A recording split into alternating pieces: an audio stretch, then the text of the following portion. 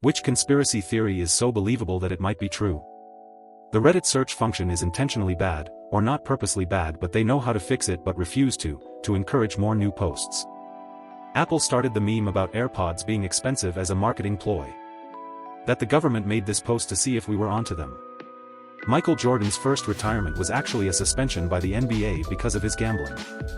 The real reason Apple removed the headphone jack was to try to remove Square Pay Systems as a competitor for Apple Pay. Rob Gronkowski didn't actually injure his groin after scoring his 69th career touchdown, he just thought it would be funny/appropriate.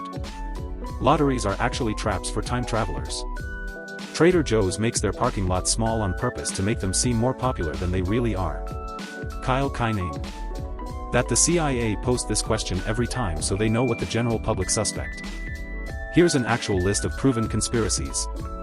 YouTube in a mobile browser is so shitty so they can force you to use the app and not use an ad blocker. Multiple football World Cups have been influenced either by governments hosting them, or other entities out for their own gain. 2002 South Korea/Japan and 1978 in Argentina are the two most obvious ones that come to mind. Long John Silver's is some kind of money laundering scheme on the basis that they have been open for as long as I can remember, but I have also literally never seen a busy Long John's. Toxic delusion that I ironically entertained? Perhaps. The oil and coal industries invested heavily in killing off nuclear power as an attractive alternative. These days we have reactor designs many times safer than other methods of generating power, and the waste issue is something that could be fixed with sufficient investment. The government experiments on the mentally insane because no one will believe someone with that kind of medical history. Bob Vance was just trying to plug his business to the cameras every time he introduced himself. The editor behind Paul Blart, Mall Cop 2 worked to make the film sync up perfectly with Pink Floyd's Dark Side of the Moon. The president of the Philippines, Duterte, is very anti-drugs to hide his own involvements with drug cartels off which he makes billions. Some organization/group of people wanted all the Kennedys dead for some reason. And #X200B. The Laurel Canyon Conspiracy. Basically, if you look at the counterculture revolutionaries in the music industry in the 60s, most of them were the children of military intelligence people. So the theory is that the free love, lots of drugs movement they inspired was done intentionally to distract the youth from a full-scale revolution. The thought was if the angry youth of the mid to late 60s were too high and getting laid all the time, they would stop caring as much about societal ills and then basically sleepwalk through the 70s, which they did. I stumbled upon this when I was reading up on Jim Morrison and how his father was the one who called in the fake strike at the Gulf of Tonkin that kicked off the Vietnam War, and which was shown later to have been a false flag. Turns out, a lot of his contemporaries were also children of highly placed military people with ties to intelligence. Strange that they all wound up in Laurel Canyon as part of the same movement. Sometimes I really believe the rumor that Avril Lavigne died in 2003 and was replaced by her double. Other times I think it's complete BS. Depends on the day. Edited because she died in 2003, not 2001. Amelia Earhart was taken prisoner by the Japanese. Women's pants pockets are significantly smaller than men's pants pockets to encourage us to buy handbags and purses. That research of thorium as a safer nuclear power source was suppressed in favor of uranium research due to uranium's ability to be weaponized. There is a pedophile ring in Hollywood/government. The value of expensive art is just as a pseudo-currency for rich people to subtly buy drugs or other illicit things. I have a few I love. 1. Kobayashi, the competitive eater, is really a fantastic up-close sleight-of-hand artist. 2. Weather forecasters buy stock in supermarket chains and then over-exaggerate winter storms. 3. Weather control, show. 2. Conspiracy theorists walk into a bar. You can't tell me that was just coincidence, man. There's an underground PR firm that helps celebrities fake their own death to escape the harshness of the limelight or if they feel like their life is in danger.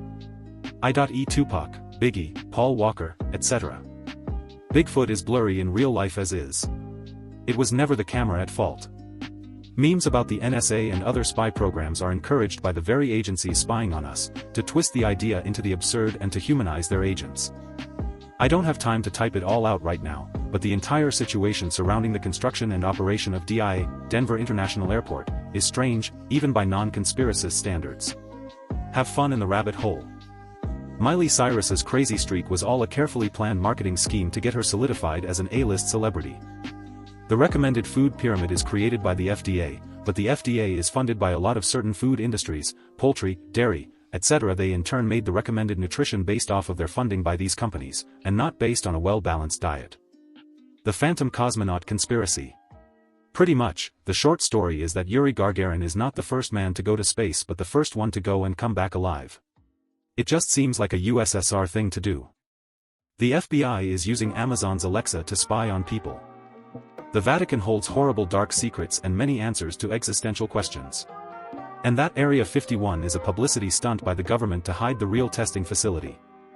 That Snowpiercer is the sequel to Willy Wonka and the Chocolate Factory. All social media platforms are a direct result of Patriot Act and are used to keep tabs on everyone. Hence the billions of users. With algorithms to keep you addicted to the constant information and the dopamine-inducing likes. The ballistic missile threat that was sent to Hawaiian cell phones saying, "Seek shelter, this is not a drill," that was later deemed a mistake, was a real missile that was intercepted before impact. That Russians are behind the anti-vax movement as a way to thin the herd immunity for the next generation of Americans. Nuclear war is old news. The next big threat will be biological. That Big Bread paid toaster manufacturers to put in a setting that is too high so that people would burn their toast, meaning that they sell more bread. JFK's head just did that. All rocks are soft until you go to touch them. There was a dude that invented a car that runs on water. He stated multiple times he would not die from natural causes and that if he dies to investigate it. A year away from putting his cars into mass production he died. Before he died he said that oil companies have threatened his life. I got this info from my dad a couple months ago, but look the dude up, search like water car or whatever. That there are hundreds of companies that operate tens of thousands of Reddit accounts each.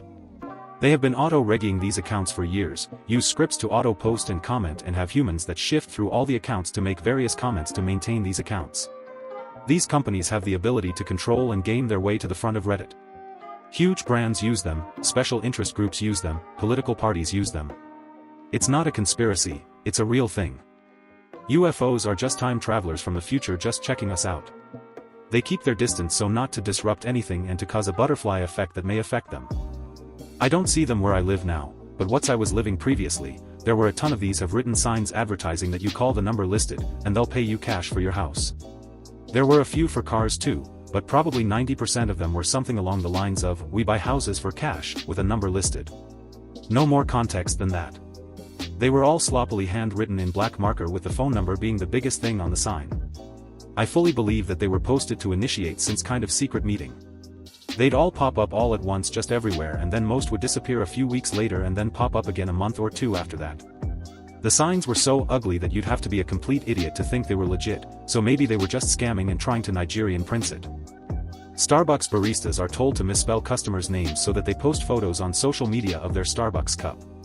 Check out how this guy spelt berry. Borai? LOLSMH.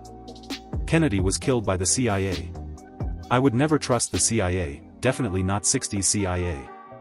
What the authorities say, Mick Jagger is simply an iconic rock and roll star and nothing more. Theory from /u/Ramses the Pigeon. The song, Tick Tock, as performed by Kesha, was written by a guy named Benny Blanco. Its lyrics include the line, "We kick them to the curb unless they look like Mick Jagger." That's a little bit strange, right? Mick Jagger wasn't exactly at the height of his attractiveness when the piece in question came out. Stranger still, it wasn't the only popular song to paint the man in a pleasant light. Moves Like Jagger, performed by Maroon 5, was released at around the same time, and Benny Blanco also had a hand in writing that one. This is where things start to get creepy. The song, The Time, Dirty Bit, as performed by the Black Eyed Peas, features the following phrase, "All these girls, they like my swagger, they calling me Mick Jagger, I be rolling like a stone." It was written by John DeNicola, who used to produce the music for a band called Kara's Flowers, although you might know them better by their current name of Maroon 5. The song, Heart and Soul, as performed by the Jonas Brothers, contains a verse that ends with, "Making mistakes, but that won't matter, if you can swag like old Mick Jagger." Antonina Armato wrote the piece, and she is managed by Downtown Music Publishing. Care to guess who else they manage? Here's a hint, it rhymes with Balloon Hive. This web of connections extends all throughout the recording industry, but one thing remains unclear, what's the link back to Mick Jagger himself? There must be something, because if you have a look at Google Trends, you'll see that his popularity spiked with the release of each song. The only time in recent memory when it has been higher is during a period in March of 2014, when his girlfriend died. Some people have suggested that the man's name is just easy to rhyme with swagger, but popular usage of the word, in reference to something other than a walking gait, came about after the aforementioned songs had hit the airwaves. In other words, Jagger prompted swagger, not the other way around. Why does there seem to be a cabal of artists trying to artificially inflate the performer's appeal and popularity? What benefit is there in promoting an aging rock star? Who is actually behind this odd trend? In order to answer those questions, we need to turn to Vivendi. This is a company which owns a lot of stuff. Their subsidiaries include Dailymotion, Ubisoft, Gameloft, and the Universal Music Group. The Rolling Stones signed to Universal Music in 2008. In 2010, all of the songs listed above were released. Look at those Google Trends again. Kris Jenner plotted this whole Tristan Thompson and Jordan Woods scandal because the new season of Keeping Up with the Kardashians is airing soon. That we are living in a simulation. We've gone from no electricity 150 years ago to virtual reality. There may be civilizations billions of years more advanced. That Khloe Kardashian is O.J. Simpson's daughter. Also, she looks nothing like her sisters. Lyme disease as we know it today, was created by scientists on Plum Island, off the Long Island coast, in a secret government laboratory devoted to germ warfare. And the government continues to cover up, deny, and avoiding confronting how widespread it is. While the disease has been around a long time, many people believe the reason it is so widespread as it is because of these experiments. Aliens haven't developed the tech to travel faster than light, so they created memes to hold humanity's progression until they arrive and take over. The one that I heard last year seems entirely possible. Adam Sandler makes movies for vacation spots for his group of friends. Can't find the original way someone put it, but that is close enough, lol. That the CIA studied ESP and stuff. The one from Reddit 5 or so years back where the guy claimed music industry giants teamed up with people heavily invested in the private prison complex to promote gangster rap, which encourages criminal activity, thereby landing more underprivileged minorities in private prisons. That William Shakespeare never wrote any of the works that have been attributed to him. I don't think I believe the theory 100%, but the lack of evidence to support him as a writer is amusing. William Shakespeare was born, lived, and died in a small town that consisted of not much more than sheep farmers. His father made sheepskin gloves. Certainly not the life that would have contributed to the knowledge of the many royal topics of Shakespeare's works. Surely the true author of Shakespeare's works would have had the means to travel, and learn of all the worldly topics that his works were based on. We do know that he did own the Globe Theatre, and that he did work there as an actor. There is no record of his attendance at any schools. He was raised in an illiterate household, both of his parents signed all legal documents with a mark, a sign of illiteracy. There are 6 surviving signatures of Shakespeare, all of them look as if a 4-year-old wrote them. They were almost assuredly written by an illiterate person. All of the signatures were found on documents such as a mortgage contract, and his will. There are no surviving original written literary works written by Shakespeare. There are no surviving personal letters written by him. Surely a letter written from Shakespeare would be coveted as prized possession, surely destined to survive to the present day. Mozart's handwritten letters professing his desire to poop on his cousin's face, have survived to this present day, but not a single letter written by William Shakespeare. The only surviving written documents, written in his hand, were his will, and few other small pieces. All pieces of his writing that have been found were all written in secretary hand, a very basic form of writing, typically used by poorly educated people. There are no surviving official documents that recall him as being a writer in any way. All official documents state that he was a businessman, and a real estate owner. Shakespeare's will made no mention of any assets related to writings, books, or anything of that nature. All these facts paint a picture of a scenario where someone paid William Shakespeare to use him as a pseudonym for their own writings, and perhaps used his position as the owner of a theatre as their own personal venue. The best theory about the true authorship was Edward de Vere, 17th Earl of Oxford. He was well known to be a gifted poet and playwright. He was also known to sponsor companies of actors, and he was a patron of some of the most well-known theatres. Oxford would not have been at liberty to write about the topics found in Shakespeare's works. The rich orchestrated the recession back in 2008 to take advantage of the market. That this exact question gets posted every week in order to advance the big karma industry. Car companies killed cheap public transit. They bought up the trolleys and streetcars in major American cities and made them all go out of business, to promote automobile sales. Operation Northwood, 1962, is a legitimate declassified CIA operation to blow up military and civilian targets, commit acts of terrorism, in the US and blame it on the Cubans to start a war with Cuba. Thankfully President Kennedy rejected it, but it makes you think.